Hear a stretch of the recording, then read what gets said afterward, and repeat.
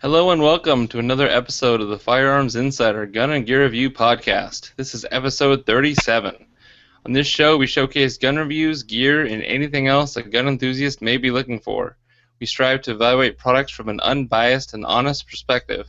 I'm your host, Ryan Cross from the Firearms Radio Network, your source for broadcasts for shooters, hunters, and gun enthusiasts. Bandwidth for this episode is brought to you by Action Target. Today I have with me once again TJ Gauthier, the Firearms Insider Product Review Manager. Thanks again for joining me, man. Hey Ryan, no problem. How you doing today? I'm doing well. Had a nice elongated weekend, celebrated my dad's retirement, and didn't really do too much in guns except for taking all the video I have of him shooting my guns and putting it into a slideshow just for a little bit of comedic value. Oh yeah.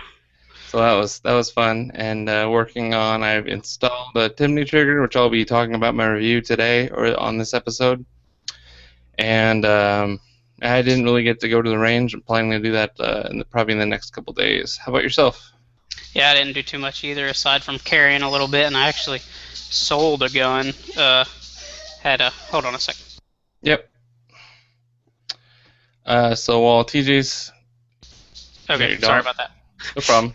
My dog was whining. But anyways, I sold a gun. I had a reproduction of a Colt Walker, one of their... It's like a 4-pound 44 black powder revolver that I sold to, if anybody knows from the handgun radio, frequent guest Weird Beard that he's had on there a few times. Sold it to him because he mentioned it on a show we were on together, and he seemed pretty satisfied with it. It was just sitting around, and I was afraid it would just end up rusting in my gun gun cabinet, so I just figured I'd get rid of it. Yeah. I wonder how many times he's been filling out the form 4473 and he put Weird Beard on there and went, oh, I need a new form. Yeah, I don't know about that. Probably more than once at least. Yeah. Luckily, it was a black powder, so it just went straight to his door.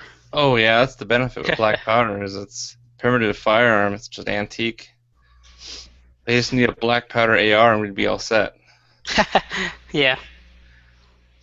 So this week, as far as announcements go, we're always looking for more guests to come up on the show. So if you're a listener and you'd like to make an appearance on the podcast and review one of your guns or gear, you need to just send me an email cross@firearmsradio.tv and we can get that set up. Also, if you've got any recommendations for a product that we haven't mentioned, something that may not be brand spanking new, but maybe something in the last year or two that's come out that we haven't brought up on the show, we welcome suggestions as well.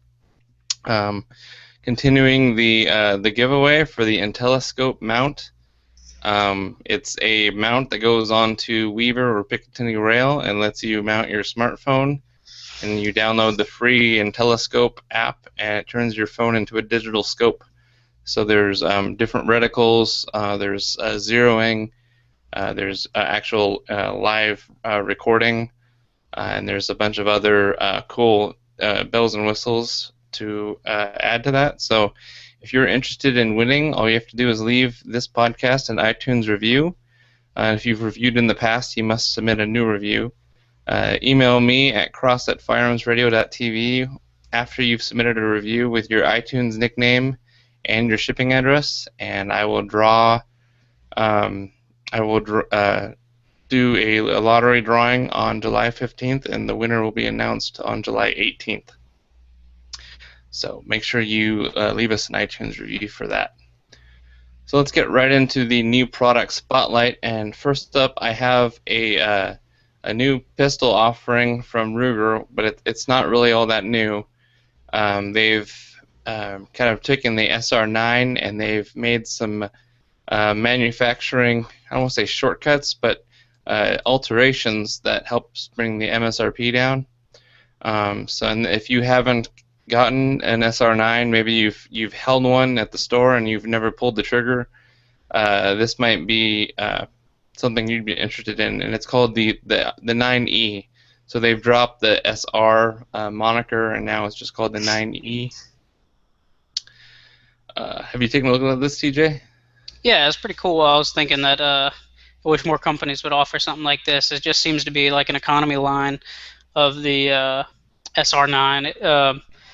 I guess they're still planning on selling the SR9 uh, alongside this. This is just a economy model, and what it, I suppose I haven't read that, or that's just my speculation. But it appears what they did was maybe just kind of streamline some of the processes a little bit and use a little less expensive machining type. Kind of like an example, it looks like the slide markings are laser etched rather than engraved, so that's probably a little cheaper to do. And it looks like they just made a few less design cuts. That they weren't really doing anything other than aesthetics, so they just took them out to make the machine time a little bit shorter and cheaper. Yep. So the MSRP of the 9E from Ruger is $429. And we're looking at a difference there. SR9 is MSRP'd at $529. So you're looking at a savings of $100 at least. And there's some additions that you may consider actually beneficial that you don't really care for anyways. So the differences between the two pistols, and so you can go to Ruger's website, Ruger.com, and look at the 9E versus the SR9. You can see that the 9E has kind of fewer and wider slide serrations, and whereas the SR9 has kind of narrower and more slide serrations on the rear. The sights are different, so they're still 3-dot, but they're no longer have an adjustable rear, and they look to be a little bit more, instead of just that forward ramp, it seems to be a little bit more toward the rear. You might gain a couple hundredths of sight. What do you call that? Sight radius. Yes, sight radius. Thank you. The finish on the slide is a little different too. I forget what they'd call that, but the grip itself is still the glass-filled nylon. It does only come in black for now, black oxide, whereas the other one was, or the SR9 is black nitride. This is black oxide. So I think maybe a little bit of a cheaper coating process. Lots of guns use that instead of black nitride, so it's not like they went with an inferior coating, just a little bit different. Uses the same magazines as the SR9, has the same interchangeable back straps. So if you were on the fence before, or maybe you wanted an SR9 in a certain color, pick up the 9E and you've saved $100. That's less, or that's more than it's going to cost you to just have the frame Duracoated or Cerakoted in whatever color you choose. So you can't beat that. Seems like Ruger is really giving us little guys with little bank accounts things to yearn for and want and not break the bank on. So we definitely appreciate that. Yeah, I was thinking that too. It's great to see. Like I said at the beginning, I wish more people would make some kind of economy line. And like you mentioned, I think those wider slide serrations might actually end up being a little bit better. And then I forget if you mentioned it, they got rid of the loaded chamber indicator. Yeah, and like that you said, too. And then like you did mention, maybe you gain a little bit more sight radius. It looks like maybe about 1/8 of an inch or so, which isn't a huge deal, but it's some kind of it's got to be worth something. And then one negative, I guess you could say, to reduce the price, they got rid of one of the magazines, so it only comes with one magazine. So that is something to keep in mind. But at the same time, with your $100 you saved, you could buy 3 or 4 more magazines. Yeah, that is true. And most people don't even like those loaded chamber indicators, the ones that are kind of tangible. I believe they moved to, isn't it just a hole in the chamber that you can look down and see brass to see if there's I believe they did kind of like a witness hole, like the M&Ps, or maybe even, I don't know. This article doesn't really show it too well, but I think they do have. It's just a visual check rather than that big old flipper that they had last time. Now they just need to offer one without the safety and make even more people happy. Yep. And one other cost saving is the dovetail used for the sights is one of the more major differences. Is that on the SR9 it had a wide, really big dovetail cut into the slide in the back for kind of the whole sight to sit in that dovetail. Or now it's not Novak style, but it's Novak-esque. It's a smaller dovetail cut in there. Same thing with the front. So, I mean, that's just less time on the mill and more savings passed right down to the end user. So. Yeah, I was thinking about that. It looks like on the old style sights, they probably had to pass it 2 or 3 times on the mill, and this new one is probably just once. So that cuts the time in half on that part. So just little things that add up to big savings. Yeah, and Christmas time, these are going to go on sale even more. Oh yeah. And these are just going to sell like hotcakes right around like Black Friday, as the LC9 and the LCRs, they all seem like they're on sale that time. So. Yeah, you're going to be able to pick up a good defensive pistol for right around $300 with sales or rebates and stuff like that, like you said, around Christmas and all that. So that'll be awesome for budget-minded folks. Yeah, absolutely, and it's a platform that's been out there for a while, and there's reviews on them out. So it's not like it's a brand new pistol that's been untested. It's definitely been weighed on, or the opinions of it have been weighed in. So if you want to check that out, go to www.ruger.com and go to products, or go to centerfire pistols, and then go down to the 9E. The E stands for excellent. Actually, probably economy. Yeah, that's what I was going to say. So next up, I found this week, and it's actually a muzzle brake for the Mosin Nagant, the 9130, and it's made by a machine shop called Whip Machine. And it's a pretty nasty looking muzzle brake that's meant to clamp onto your barrel, so you don't have to worry about getting your barrel threaded or cut or anything like that. This just clamps on right onto your barrel, and they have it looks like an option that makes use of you remove your front sight, but it makes use of the base, and it just kind of has 4 screws to tighten down and clamp on, and there's pretty substantial recoil reduction is what they're boasting, 60 to 70%. And so if you own if you own a muzzle brake, your shoulder is no stranger to recoil. And if you don't own, if you own a Mosin Nagant, you know what recoil feels like after 4 or 5 strings. If you don't own a Mosin Nagant, you need to go out and get one, because it's just you're not a red-blooded American unless you don't have one, and I don't have one, so I'm calling myself out on that. Yeah, come on. There's almost no excuse not to own one, Ryan. Gotta get with the game. Exactly, right? So if you go to the website wittmachine.net, and that's Witt, W-I-T-T, so they got this muzzle brake. It MSRP's at $85, which ain't that bad for a quality muzzle brake that's actually functional. Yeah. And now you mentioned that removing the front sight. I don't think it's necessary. I think they just happen to remove it in that one picture on their website, because there's another picture down the page where it's not removed. So you could, keep use of the front sight.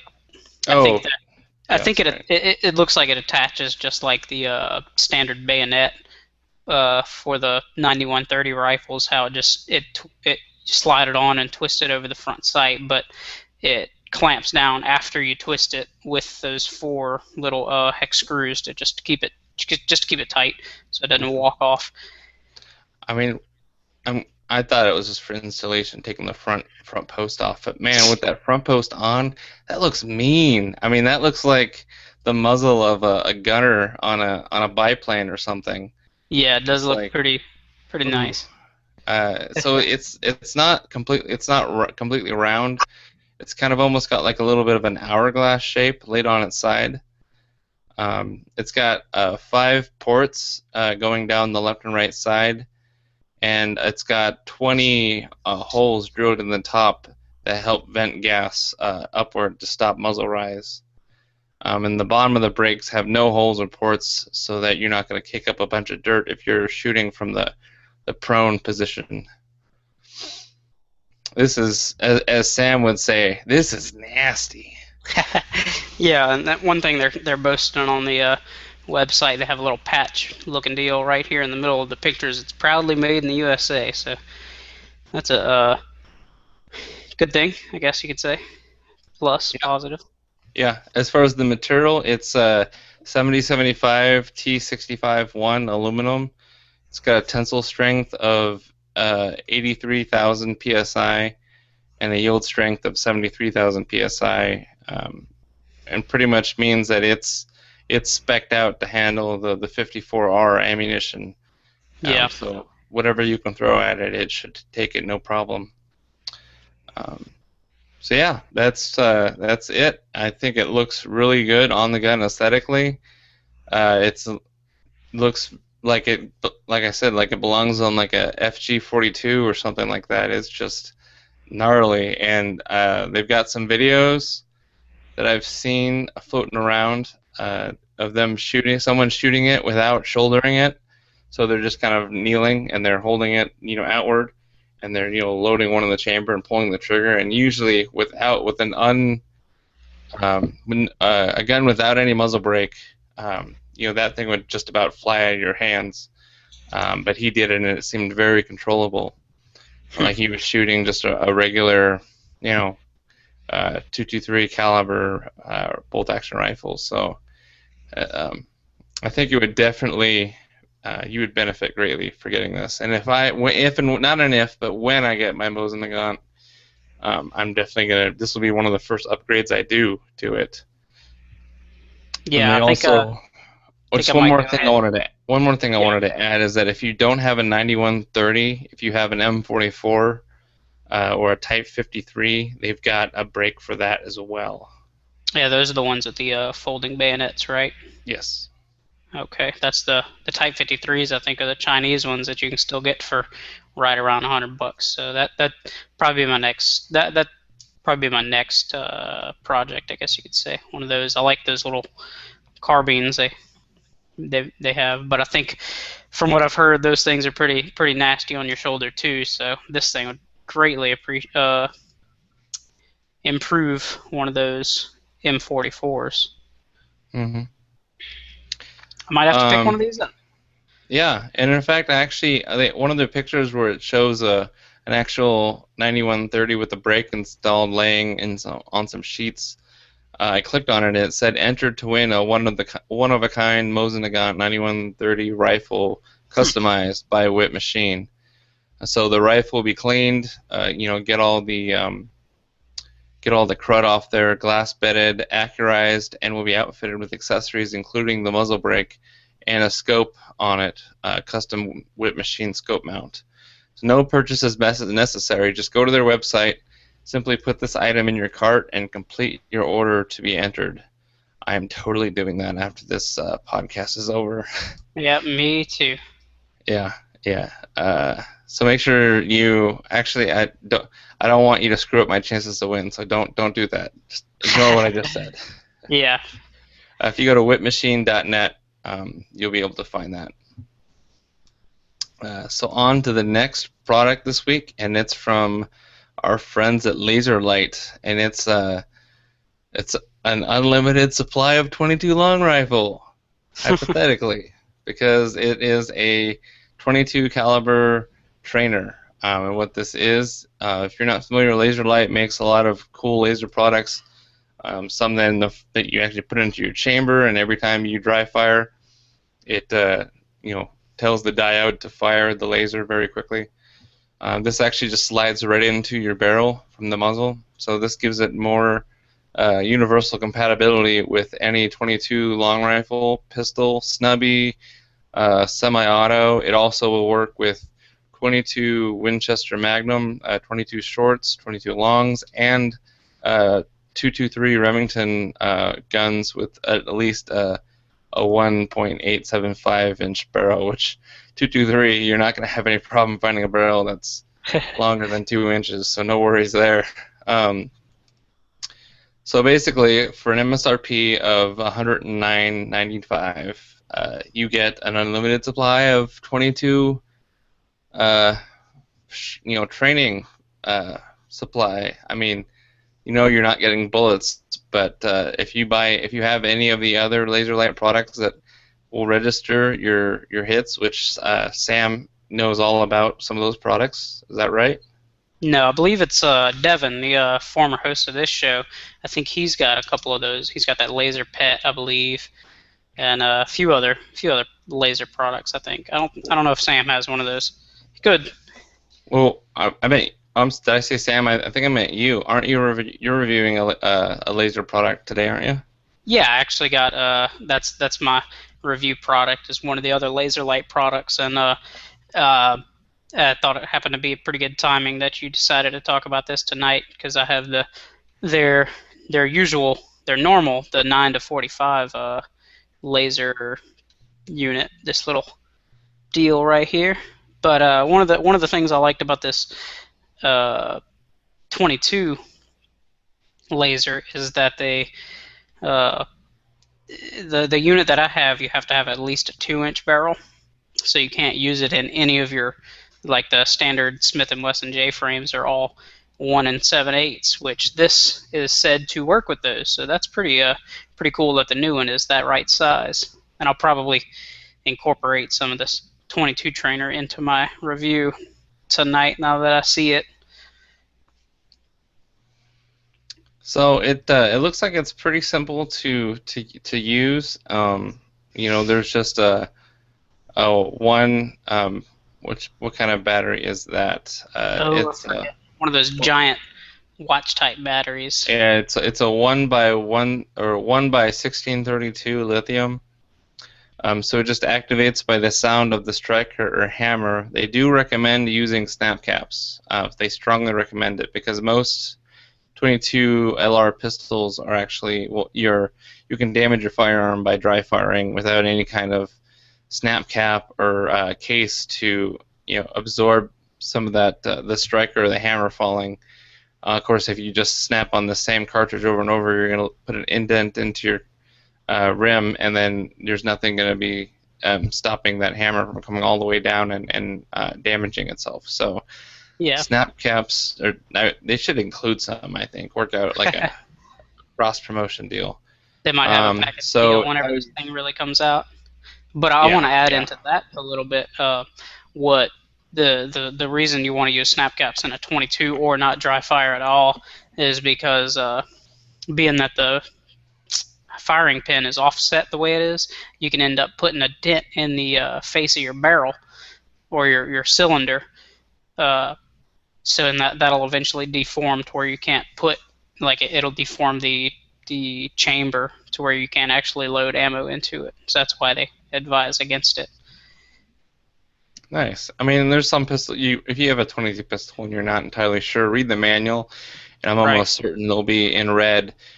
Do or do not dry fire this pistol. And like the SR22 is the most recent manual I've read. You totally can with that pistol. So. Yeah, I think Ruger's got a good reputation of making it to where you can do that. They put like a little stop in there that keeps it from hitting the chamber face. Yeah. So I like that about the Rugers. Yep. And it does look like it'll actually work in other firearms with 22 caliber, so 22 250 and 220 Swift. So if you wanted to try this in your rifle, so I think that this is very useful, especially right now with the shortage of 22 long rifle that still exists out there.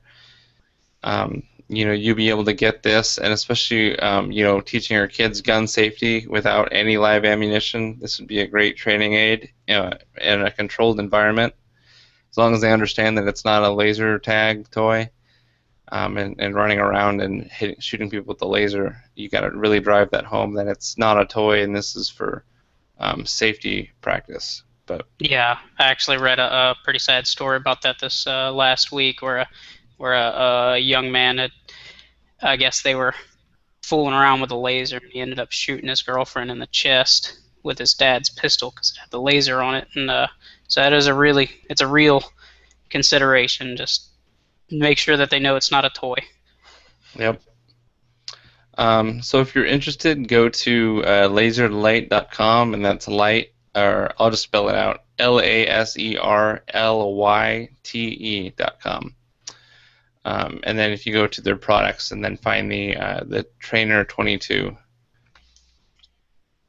So I think this is pretty cool. I think a lot of people, especially if they've picked up their the shooting cans we've had on the show before, we talked about, or their some of their other digital targets for indoor practice. I think that being able to use this in any 22 is going to be the huge selling point, because I mean I could your 1022, your Ruger Mark II, your Mark III, anything that's got a long enough barrel, and like you said, the J frames now.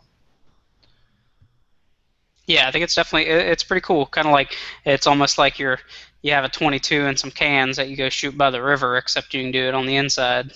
Do it inside your house.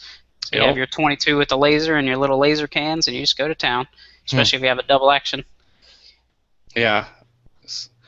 Sweet. Yeah, the only thing that I see is that the body that the battery sits in is kind of a wide diameter. Not super wide, but I mean maybe about the size of a quarter. And if you're shooting with a snubby pistol, that might obscure your iron sights. If they're low enough, if they're cut right into the frame. Yeah, and then another factor on that is you obviously probably won't be able to do any holster draws with it.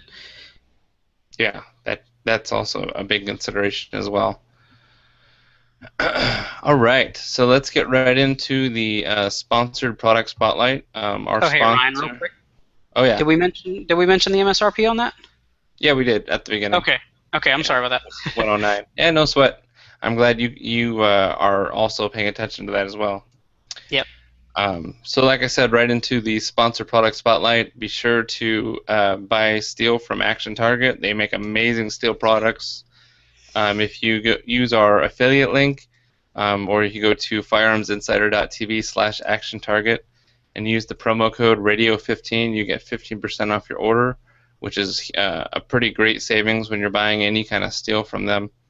So we've been covering quite a lot of steel. Cover the things that I've got experience with, and branching out to all the different flavors of steel they have. And of course, the rimfire line is really taking off in the last year or so.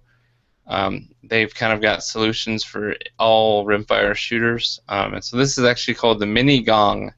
And what it is, it's like a plate rack, but instead of sitting on top of a rack, the plates actually hang below, and so they actually function much like a gong. They swing with gravity, and you don't have to reset them at all, which is the opposite for a plate rack. Is once you knock all the plates down, you gotta pull a cable or go up and reset them all by hand. So this you can set out long ranges and take your 22 rifle, or if you're an amazing shot like 22 Plinkster, your regular Colt Woodsman, and shoot at this thing at range, and not have to worry about resetting the targets at all. So it's got an MSRP of $199, but don't forget to use the promo code Radio15. We'll definitely take a chunk out of that. Yeah, this segment every week, whenever I listen to it or if I'm on the show, the thought that immediately pops in my head is usually, well, that's another $200 to $300 I want to quickly get rid of, because all of these products are awesome. Yeah. So I know you guys are probably, if it's a gong, usually gongs are like a wide diameter plate. Especially when you've got it at a distance, you want a little bit more margin for error. So you're not trying to bullseye shoot at that range, but it's a 4-inch diameter plate. So you set this thing out at 100, 200 yards and you hit it, man, that's definitely a good sign. I always say aim small, miss small. I'm sure I'm not the only one to say that, but I think if they had paddles that were a little bit larger, so you could really set this thing far out and stretch out to see just how far your 22 can go. But I mean, 4 inches is enough for 22, I think. Yeah, I You think got, with the 22, a lot of people are scaling back anyways. yeah. So Go ahead. oh, I was just going to say you can kind of practice for, maybe a 200-yard shot with a 50-yard shot with a 22, something like that. A lot of people Yeah. just scale them down regardless, so maybe that's what they're kind of shooting for. Yeah. Well, and most people that are shooting 22, 22 is a great kind of small game caliber. I mean, it's not fantastic, but a lot of times it's all someone has, and it's what, people have been shooting rabbits and squirrels with 22s for years. I mean, probably since the 22 LR came to be. The force was never the same, but if a 4-inch diameter, that's about the size of a rabbit center mass. So if you hit one at any range, at least that's minute MOR, minute of rabbit. So it's 4 paddles hanging down from a plate. Because they're kind of gravity swinging them down. They don't need to be angled really all that much. Obviously, gravity is having them perpendicular to the ground. Your bullet hits them, they swing back, and the splash goes straight down to the ground. The bar that's above the plates is angled, so that if your impact is a little bit high and you hit that bar, the splash from the bullet is going to go in a safe downward direction. So that's good. And another thing too about the stands are really good, and they fold up. They're pretty heavy duty, so you don't have to worry about any errant shots potentially ruining your stands. They're not designed to take bullet impacts, so don't try and hit the stands. But they'll be able to take 22, I think, no problem. And for transporting into your vehicle, this will come apart and be able to probably fit it in like a small makeshift case. It'd be cool if it came with a case, but I don't think it does. So the steel grade is 1/4 inch AR500 armor steel. The base of it is 32 inches by 38 inches, and the height is 35 inches. What were you going to say, TJ? Oh, I was going to say it seems to use the same base as most of their rimfire targets. So all you'd have to do is buy. I know they sell some of the like the Evil Roy plates and stuff like that. They sell some of those separately, so you could buy one stand and then just buy some other replacement plates, for a little more price savings. Yeah, the rimfire stuff is really affordable, but it's still well built. So that's kind of what they had in mind when constructing these, is how can we get the most savings to the consumer and still have this thing last dang near a lifetime as long as you're using it correctly. As with all rimfire targets from Action Target, the paddles are painted blue when they're new. That means do not shoot them with anything above a 22 long rifle. So just keep that in mind. In fact, I gotta remember I've got some 22 rimfire targets from them, like the spinning jack. I gotta go out and get a can of paint that's kind of a similar color, because if you shoot it a bunch and the paint starts to come off, I mean after like a lot of use, and you spray paint it black, that kind of, if you spray paint it blue, most people, if you're out shooting with them and they're familiar with this kind of thing, they'll maybe take that as a cue to not shoot it with their AR. I've had targets that weren't rated for 223, and I painted black, and they, pretty much went through like butter, and they're like, "Well, how am I supposed to know? It looks like everything else." So, well, ARs are 22 also, right? Yeah. Well, if it's a 22 long rifle AR, like an M&P 22, have at it. But yeah. Anyway, so go to the Action Target store, store.actiontarget.com, and go to Steel Targets, and then you can go under the Rimfire Steel family, and then look for the Mini Gong. So, $200, minus 15%. That's a 22 target that should last you a lifetime. So make sure you check that out. So let's get right into the main panel discussion, which is the product reviews. And now TJ is going to take the wheel. Yeah, this week I have to segue from our product spot or our new product spotlight on the laser light. I have the laser light reaction time kit, which is a package deal that Laserlight puts together with a little bit of discount, so you don't have to buy everything separately. But what it is, you get a little reactive target that works with the laser. Here it is for the viewers. It's about 2.5-inch square reactive target, and then you have a compact pistol. It's about, I think they say it's about the same size of like an XDS or so, like that. It's just a kind of like a subcompact pistol, but what it is, it's blue in color, just to kind of denote that safety or that training aspect, so somebody doesn't mistake it for a real pistol.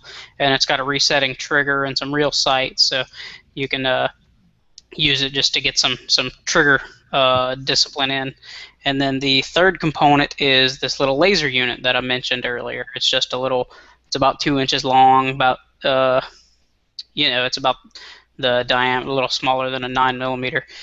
And so I'm going to kind of do a review of each individual part, I suppose. But let's see, the laser trainer, which is the part I just showed you, is the laser body.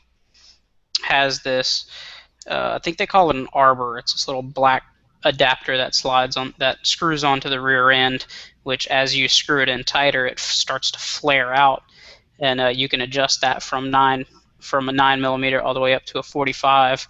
And then once you do that, it has a little taper on the front end of it right here for the viewers, to where it just centers it up into the bore of whatever pistol you're shooting. And the way it works, like Ryan mentioned earlier, is that it's sound activated. So if you have it in one of these training pistols, or your own pistol that you made sure that there's no ammo in it first, as soon as you hear the click of the striker, the laser lights up. So it lights up every time you pull the trigger, so you have some kind of accountability, I guess you can say, with your trigger pulls. And it runs off of these 3 little tiny batteries. I haven't checked to see if they're available anywhere but like Amazon and Laserlight, but I know you can get them there, so they're not some crazy hard to find replacement battery. But it fit in my my Glock barrel, my Glock 19 with the standard Glock barrel. But one of the caveat of doing it that way is, I guess, with the polygonal rifling of the Glock, it kind of engaged that adjustable arbor and would tighten it up as I was pushing it into the barrel, so it would start to flare out, and then before it would get all the way in, it would kind of lock itself tight into the barrel. So if you're going to use it with a Glock, I would suggest loosening the arbor a little bit and just letting it expand on its own as you push it down the barrel. As I mentioned earlier in our new product spotlight, this one is about 2 inches long. It requires a 2-inch barrel to use, so you can't use it with like a standard J-frame 38 or something along those lines. It needs at least 2 inches of barrel, because if you put it in a J-frame, I actually tried it with a friend's, it sticks into the cylinder, and then the cylinder won't rotate. So that's one little negative of it. But it doesn't have an on-off switch, so long as it's assembled, it's listening, I guess you can say, for a shot. So what you do is you just unscrew the battery cap, and I've got a picture of this, the way it's supposed to be in use and in storage in my review on the Firearms Insider. But it's just got this little cap. You unscrew the battery cap, and you just kind of flip it around and just shove this little plastic plug in it to keep the batteries from falling out, and it keeps it all contained relatively well. I would rather it be like a small threaded cap rather than just a little rubber friction plug, which is another negative to me. But let's see. Whenever I first got this kit, the laser in it was faulty. It wasn't bright enough to activate the laser target that came with it. So I contacted Laserlight, and the customer service representative I spoke with was completely understanding. She sent me a new unit with some extra batteries, I suppose, for my troubles, and she gave me a return shipping label just to send the old defective unit back. So that was a top-notch customer service, because I think she got back to me within the hour after I first told her that there was a problem with it. And the second part of this kit that I have here, it came with their compact training pistol, which at first I didn't realize that it was the compact version, because I really don't have much of a use for their compact one. But so I just went ahead and ordered the full size later.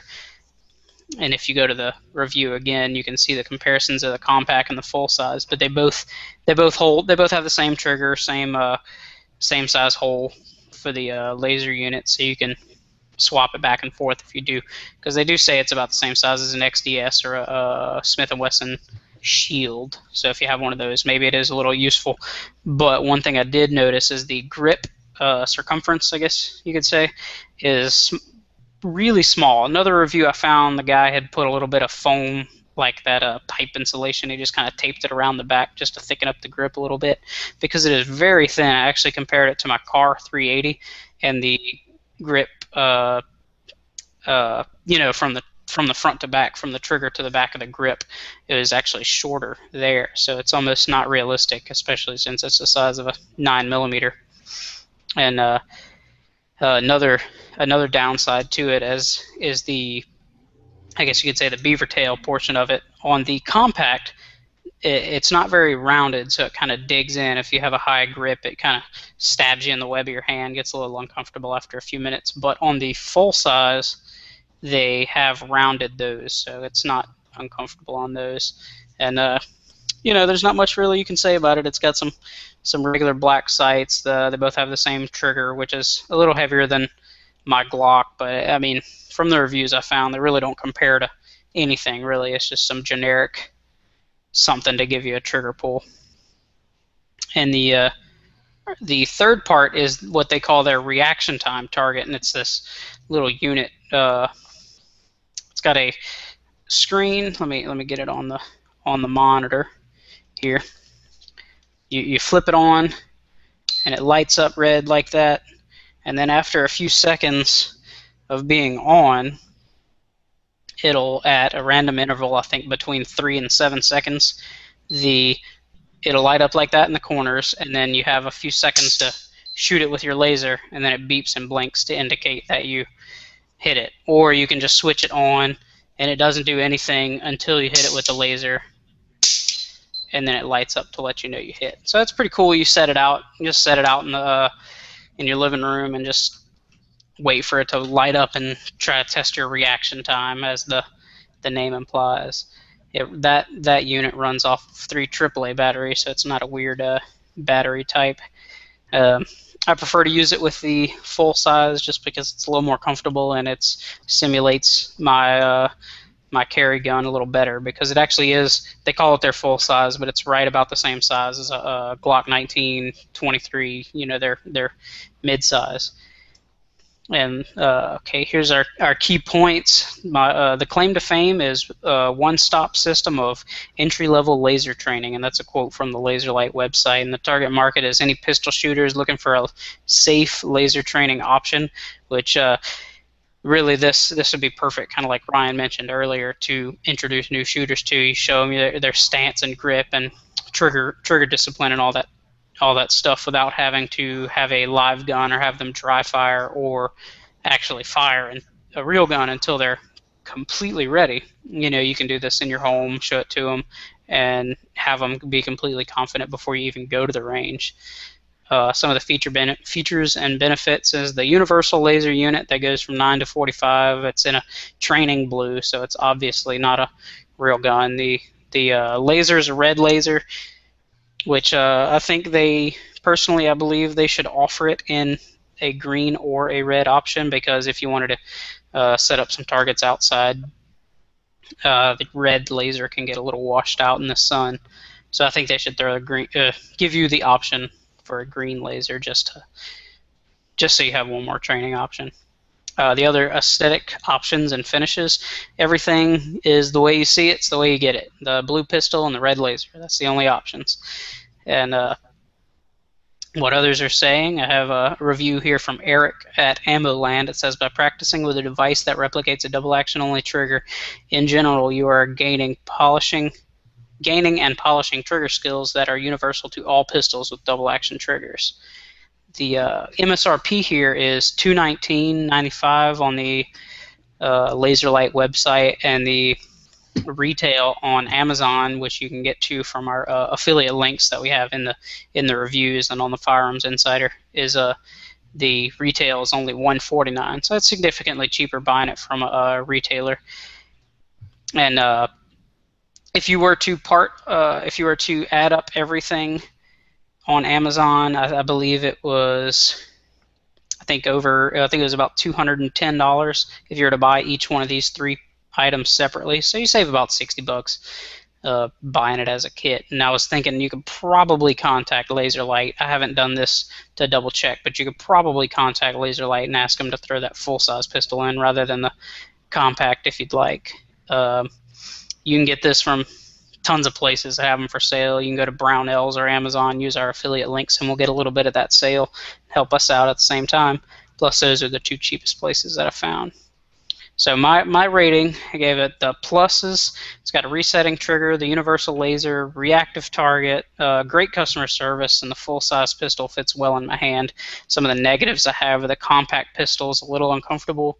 There is no storage compartment for the laser unit, which would be awesome if they had kind of like a little faux magazine that you could put the laser unit into just for storage so you can keep your entire training system together. But that's just something, just a little nitpicky thing, I guess you could say. The laser battery plug is prone to coming out just because it is just held in there by friction. Not when it's in storage, not when it's in use. When it's in use, it's threaded in and it's pretty secure. But whenever it's in storage, if you have it in a bag or something like that, it might get bumped around and the rubber piece will pop out and you lose your batteries or whatever. So again, it's not a huge issue, just a little nitpick, I guess. And then I feel that they should have that green laser offered. And so I gave this whole thing an overall review of an 8.0, which is great. Just for the few, kind of dinged it a little bit for a few of the little negatives, but overall it is a great training aid, and I use it pretty often. Right on. Yeah, I can see the advantage of using that for, pulling out, doing like unholstering drills. Yeah. That is one thing. One thing I forgot to mention, it will fit in some holsters. It fits in one of my hybrid, or my only hybrid holster. It fits well, just pops right in and out, just like the Glock pistol would. But the slide is a little bit thicker than the Glock. So if you have something that's like a rigid molded Kydex or injection molded plastic, it probably won't fit in there. Will fit in some, won't in some others. So just then it might end up opening it up a little bit. So if that's your carry holster, you might want to get another one and keep them separate, because then it'll end up widening the opening, and then when you put your actual pistol in there, the retention won't be as tight. Yeah, that's a pretty good point. I didn't actually think about that. I'll have another excuse to spend some money, right? Right. We need more excuses. Right.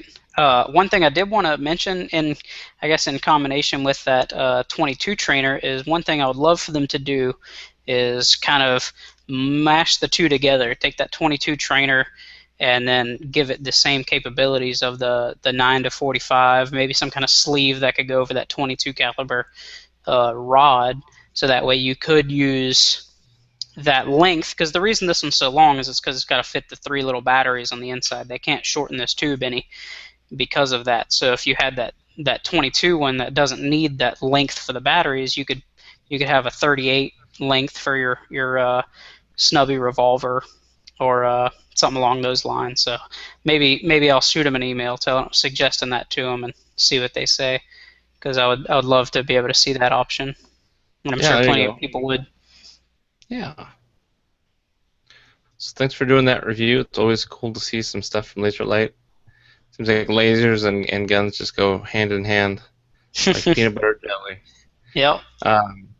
So my review is I buckled down and finally anteed up the money for an aftermarket trigger for my Remington 700, as any Remington 700 owner out there should already be aware of, there was a recall on the triggers, and not just the regular Remington 700s, kind of any flavor of 700 made after, I think, was it like April 2006. You have the triggers might need to be replaced or checked out by them. The story, I'm not going to get too much into it, but the story is that there's maybe a little bit too much bonding agent inside the trigger that could potentially make the sear go off when not intended to. So there's, I mean, Remington 700s have been unintentionally going off for years.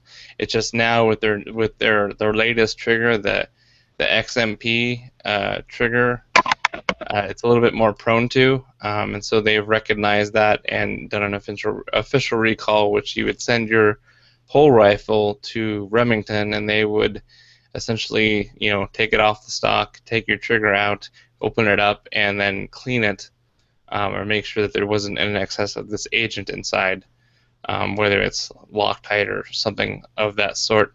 Put it back together and then send it to you. Meanwhile, you don't have your rifle for, I don't know what the turnaround is, 2 to 3 weeks. You got to imagine how many Remington 700s have been recalled.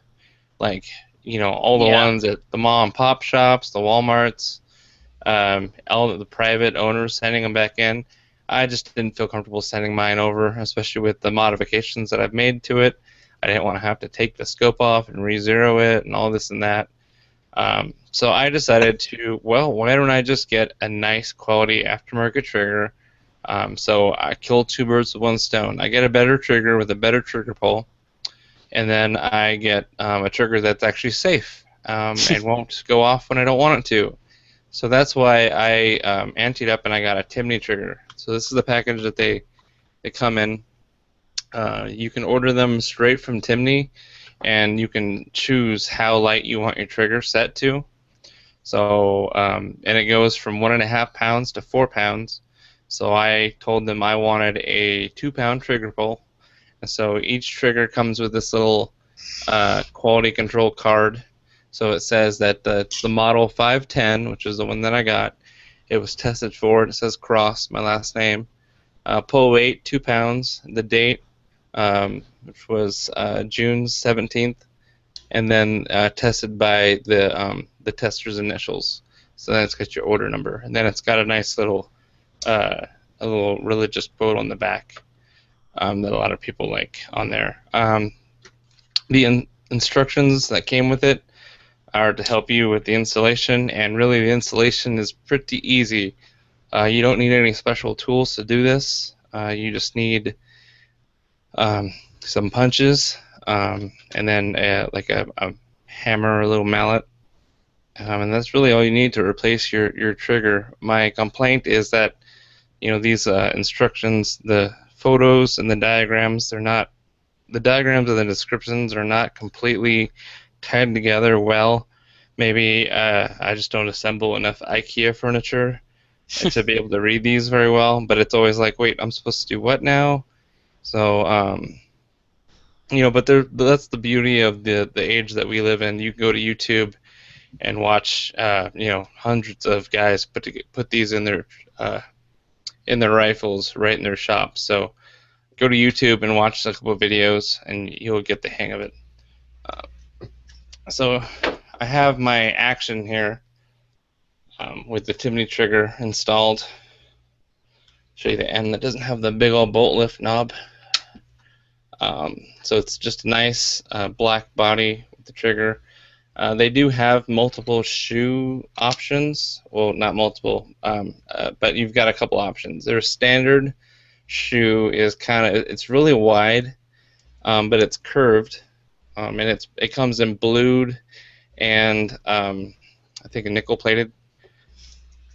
So it is pretty wide, though. I mean, it's almost as wide as the Remington's trigger guard itself. So I was a little bit on the fence, because the another option they have is they call it the straight shoe, and meaning it actually just comes down and then angles forward a little bit, but it's really straight. And they say that that's what tactical style shooters like to use. And I looked on the internet at, looking at forums, Sniper's Hide, AR15.com. I asked a couple of my buddies, and nobody could convince me to get the straight one. Everyone, seemed like, well, either one's great. It's really personal preference. So I got the curved one, and the reason why I opted for the curved was just consistency of trigger placement. So when you place your finger pad on the trigger, that placement on a curved trigger, there's not a whole lot of variance. Just kind of right in the sweet spot. Whereas a long trigger, you don't really have a sweet spot to go by. So you'd have to kind of go more by muscle memory. So maybe if you're building a rifle for like bench rest shooting, where you really don't even have your face or your cheek weld, so because you don't want to exert any outside forces on the gun when it's all locked up in its rest. Maybe having that straighter trigger so you can do your special pull or whatnot. I didn't want to get it just to be different. I wanted to get something tried and true that would enhance my shooting. So I just went with the 510. The 517 is that straight one. So that's how you know the difference. And they also have they call it the tactical style trigger, and that's actually I don't know how to explain it. It is literally straight. It's more straighter than the 517, and it's kind of just like a cylindrical, peg. It's almost like a paintball trigger or something that you could wrap two whole fingers around if you wanted to, and pull that. So I didn't go for that. I think if you were building on like an AICS chassis and you're one of those like high speed, low drag kind of guys, maybe that might do it for you. But that's not really what I was building, so I didn't get that. So the whole advantage to getting a Timney trigger, just an aftermarket trigger, in general, is that it comes with a trigger blocking safety, which means that there's no way to move the trigger when it's on safe. So when you take it off safe, the trigger stays in the same position it started from. So that's kind of the added benefit, is that you're not going to have any accidental misfires when you slam that bolt too hard. Each trigger is geometrically identical with tolerances of less than 0.0005 of an inch, and they are adjustable by yourself. So when you order it from the shop at a certain pull weight, you're not stuck with that. So there's plenty of videos on YouTube how to adjust that yourself. Pretty simple. There's just like a kind of a retaining nut you loosen, and then you loosen the bolt that's within that, and that backs out or in your poundage. I don't have a trigger pull scale, so I just knew 2 pounds would be just about what I wanted. Still safe enough to carry in the field, and I found that it was a good choice. Now that doing this over the microphone and the camera is going to be really educational, but just kind of, I barely set my finger on the trigger. I wrap it around and make sure the safety's off. So wrap around the trigger, and there it went off. And it's really good trigger pull. I mean, I haven't tried as many Jewel triggers. That would be a competitor, a really nice trigger made by Jewel. But the price difference is very apparent. Jewel triggers can be upward to $300 to $400, $500 even, where the MSRP of this one in particular, the 510, that was $134.95. Brownells has it for just a few bucks cheaper at $130. So if you look at the show notes for this episode, and then go to my review, there will be an affiliate link so you can get this from Brownells and give us a little kickback support on the side. So the aesthetic options, you can just go with the different models for the different trigger shoe shape. I did call them. They've got a really good customer service, and I asked them about having a little bit of a narrower shoe in the curved, and they didn't have any. They used to, or else he he couldn't provide that at that point in time. But I'm really happy with what I have. As far as what other people are saying, I've got two brownells.com reviews from consumers. The first one is from LC Jones, and he said that I have installed these triggers in several guns. I have put 6 in Remington 700s alone. They are easy to install and work perfectly. They're made in the USA by a Christian company. They are the most value for the least amount of dollars in the third-party trigger market. One person had me put one on his 700. He liked it so well he bought 3 more 700s from his brother and son and put Timney triggers in them. Smiles as wide as Texas. And the other reviewer is Tail Dragger, and he said I've never bought an aftermarket trigger nor installed one before. I bought a Timney and I dropped it in, no problem. It worked out so well. I bought 2 more. Both were drop-ins. The last one took me 10 minutes max to install. Couldn't ask for a better trigger pull. So as for the installation, I'm putting some photos in my review, but it's really simple. You take out your bottom metal and your trigger guard and remove your action from your stock. Flip your action upside down, and you have to drift the rear pin from left to right. If you've got the muzzle pointing straight ahead of you, the rear pin goes left to right, and the front pin goes right to left. But you don't want to drift them out too far, just far enough to where you can free the factory trigger. The rear pin actually retains the bolt lock spring and the bolt hole, the bolt stop, and if you punch that out too far, that spring will go flying, and you know how flying springs like to go, pretty much anywhere you can't find them. So you want to make sure that stays together. I myself, because I jumped on that grenade for you guys, I drifted it out too far on purpose, in air quotes. I did it on accident. My pins were fairly easy to drift out with little effort. So my spring and my bolt stop went flying out, but I just popped them, reassembled them pretty easily. I would recommend take photos before you take them apart if you're really not familiar with 700 actions. That way you have a reference of what things look like, where things were before. So then I just put in the Timney trigger. There's a spring and there's a, I don't know the correct word for it, but it's kind of shaped like a hammer.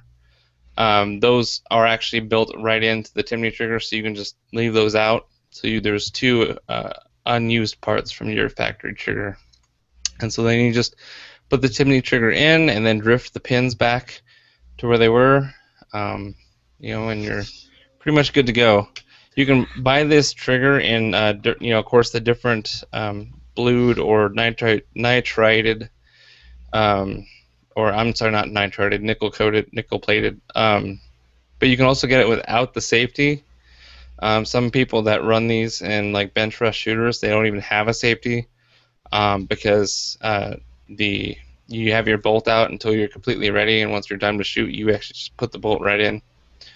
But if you wanted to just use your existing safety, you could actually order a Timney trigger without a safety, and then the instructions on the back actually show you how to put the safety on there. So this is ideally, hunters. This greatly will improve your groups, whether it's paper or fur. So me being a hunter, this rifle is definitely going to see some more field time, and this trigger will come in handy then. But especially on the bench, making those holes a little bit closer. So I gave it a rating of 8.5, being great. I said that the trigger pull was crisp, and the 2-pound setting was just perfect for me. Easy to install. The enhanced safety really completely resolves the factory recall issue and gives you an awesome trigger pull while it's at it. So the only negatives is that the installation instructions were cheaply printed, just black and white, and a little bit hard to follow. Not too hard, but just, it wasn't really foolproof, I'd say. But there's lots of YouTube videos out there for you to watch. So that's pretty much my review. If you are a Remington 700 owner and you still have the XMP trigger in there and you haven't had it replaced and you're kind of on the fence on what you should do, if you're looking for the best trigger for your buck, I'd go with Timney. I mean, they're American made. They're made in the USA by Americans. They've been in the trigger business since 1946. And they make triggers for like almost every rifle you can think of. So right when you go to their website, it says find your trigger, ARs, Brownings, Enfields, Mosin-Nagant, Mossberg, Ruger, Seiko, Savage, Scar, Springfield. They make good triggers for just about every rifle platform, and they've even made they've got one right now for the Tavor, which makes the trigger a whole lot better from what I've read. If someone would give me a Tavor to review, I would buy this trigger for them and review it. So I'm just putting that out there. So anyway, that's my review. I think that this would be a very good option if you are interested in a trigger that's absolutely just ounces of trigger pull weight. You want to go lighter than 1.5 pounds. I would say get a jewel trigger, but that's definitely about like $200-300 more than this one. As far as the shipping, came right to my house really quickly. And I just know that Timney is a really well-known company with excellent customer service, and their website's really easy to use as well. So can't say all that many bad things about Timney triggers. So that's my review. One thing I wanted to add to your talking about the recalls, I believe it was for a few more than just the 700s. I think they had their Model 70 and 770 or something like that. So if you're not sure, just go to Remington's website and check it out. Yeah, what they have is a place where you enter your model number, and then it'll tell you whether or not yes or no. So I've got a Remington 700 AACSD. I'm sorry, no, that was right, AACSD, and I entered in my my model number, and it was recalled. So that's how I knew for sure. So make sure you do that, and definitely get the best bang for your buck if that's what you're looking for, and go Timney. That's where I put my hard-earned money into. So let's get right into the tech gadget or app. And this week, I actually want to thank a listener, and he's been on the show a couple times, Chad Wallace. He sent this link to me. It's the DXG Full Action Camcorder. So while this is not strictly firearm related, there's a lot of people who like to film their firearm training and just range sessions. And this is a pretty cool camera that has some features that GoPro doesn't have. It's similar to a GoPro, but it's got a lot of extras that I think make it stand out. And one of those extras is actually a live view wrist remote. So it's actually got a watch that's like a remote for it, and actually you can actually see what the camera is filming in your watch, which is pretty dang sweet. I mean, that's some spy stuff right there. That's 007, going skydiving and or stuff like that. I mean, imagine when you're setting up your product review or whatever kind of action shot. The problem with GoPro cameras is you're kind of like blindly shooting. They got that wide-angle lens on there, that fisheye. So kind of if you're generally pointing the camera in that direction, it's covering a wide angle. But there's really no way unless you get like I think there's like an $80 like replacement. It replaces the battery back door with like an actual little LCD screen.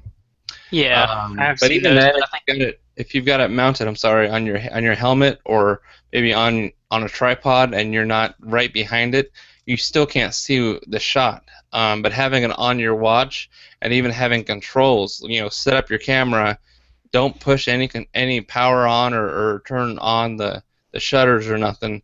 Walk away and look at it on your watch and then hit the record button on your wrist. That is awesome. Do you Yeah, that agree? remote's awesome. That's definitely an awesome feature because I know a lot of times when you watch GoPro videos, if people don't, you can almost tell they're using a GoPro because when the video's over, they're like reaching for reaching right at you, and then it cuts off, because they actually have to pick it up to turn it off. But what I was going to say a minute ago about the GoPro screens is that I think they almost double the size and the weight and everything, and then of course they're going to drain the battery faster than not using the screen and all that. So this is pretty cool to have this separate. And not sure what all the other buttons do, but I'm sure it does a good bit on that remote. It looks like there's at least 3 additional buttons on that watch. Yeah, maybe scrolling through some of the modes. Yeah, it could As be. far as taking stills or taking a series of stills or live video recording. So the description of the camera, it's full HD, so 1080p, 60 frames per second, H.264 video clips. So it's 16 megapixel photos. Comes with a waterproof case. It's got WLAN for wireless broadcasting. So it's smartphone app supported. So if you didn't use the watch or you wanted to use your phone instead, you would be able to do that as well. But the wristwatch thing is just sexy. So a little bit more specs. So it can do 1080p at 60 frames a second. It can do 720p at 120 frames a second. It does have a multi-glass ultra-wide angle lens. I'm hoping you can. It looks like you might be able to switch that out because I personally don't like the wide angle lens for like up close things. If you're doing a tabletop review and you're using a GoPro, I mean, get out of here, man! Like you look like you're 20 feet away from it. So let's see. It's got time lapse, burst, and self timer modes. It's got an ultra bright dot matrix C LED status display, micro SD card. Let's see. Lithium-ion rechargeable battery with USB charging, HDMI interface, external microphone in, and so this is from the parent brand is called Iron X. So there's an Iron X app that's supported for both iPhone and Androids, and then let's see the wristwatch. You can watch 100 frames, the maximum 120 frames per second, right on the watch. And then you can do stopwatch with lapse and split functions, countdown timer, and alarm clock. There's lots of accessories, of course, mounts for different surfaces, different extended batteries, and different casing backings and such. Yeah, one of the things I noticed on here, if you go to their website at ironxcam.com, on the included items tab, it comes with tons of stuff, which I don't believe most of the GoPros you buy just come with the camera and that's it. But this one comes with, of course, the camera. It comes with a watch, micro USB cable, a waterproof case, waterproof backing, 4 or 5 different mounting hardware. They've got a swivel mount, some anti-fog lens inserts. It comes with a good bit of stuff for that MSRP of $349. So that seems like a really good good deal. Yeah, right. Yeah, I mean, this would be good for anybody. I mean, of all ages. I mean, like Christmas for your kid. I mean, can you imagine like mounting this onto like a drone, like a remote control boat or a little remote control truck, and being able to like see around corners with your watch and guide it. Man, I wish I had this when I was a kid. Some spy stuff, huh? Yeah, totally. Man. So if you go to www.ironxcam.com and then shop products and look for the DXG camera, They've got a couple other varieties out there, but I think the DXG D01V HD, I think that's the only one that comes with the watch. They've got a regular action camcorder. It doesn't appear to come with a watch, and that one's only $250. It does it, but that also is supported by the apps as well. So it looks like that would be if you're not so thrilled about the watch whole thing and you want to use your phone instead, you can get the 5G 9V HD for $250 is the MSRP on that. I think if you're not thrilled by that watch, something's wrong. You're crazy. Right. You need to have your blood tested because, man, that is pretty cool. I mean, that's what I want a smartwatch that does that kind of stuff. Yeah, it And looks like they even have a higher end watch too in their products. I'm not entirely sure what else it does, but it looks fancier. Yeah. So it's pretty much like the better alternative, I would say, to the GoPro. I mean, they even have camouflage stickers to put over the waterproof case if you don't like that clear plastic look. You can totally Nice. put some ERDL camouflage woodland stickers on there. Yeah. There's also a remote control watch that looks like it's just more simple as far as play and then modes. So it doesn't have a display as well. So go to ironxcam.com and check those out. So into our listener review, there's one more review this week, and it's from Rock Lobster. It's a 4-star review. He said that he or she said, been listening since start and keeping up with latest shows. Really cool to hear actual listeners coming on the show and do their own reviews. So he must be talking about Chad. I just might have to dig through the safe and bring something to talk about. Keep it up, sir. So thanks for that review, Rock Lobster. And I did get their email with their name and address and username, so they will be entered in for the IntelliScope giveaway. If you want to get that IntelliScope, just do the same thing that Rock Lobster here did and submit a review and email me with your information, and you'll be entered. So in closing, listen to all the other podcasts on the Firearms Radio Network, especially This Week in Guns. It's a great show for listening to on a weekly basis. Kind of covers all the latest gun news, both political and in the industry. So kind of, if you didn't have time to check out the blogs for that week, just go to This Week in Guns podcast and hear it all straight from some of our wonderful members here at the Firearms Radio Network. So send questions or comments to podcast@firearmsinsider.tv or myself, cross@firearmsradio.tv. And remember to subscribe and leave us an iTunes review. And check out all the other shows on the Firearms Radio Network by going to www.firearmsradio.tv/iTunes. And be sure to visit the Firearms Insider website for more reviews and industry coverage. Once again, thanks for joining me. Thanks for coming on, TJ, and doing that review. Yeah, thanks for having me on again, Ryan. It's always a pleasure. Shoot safe this week, have fun, and I'll catch you on the next episode. Yep.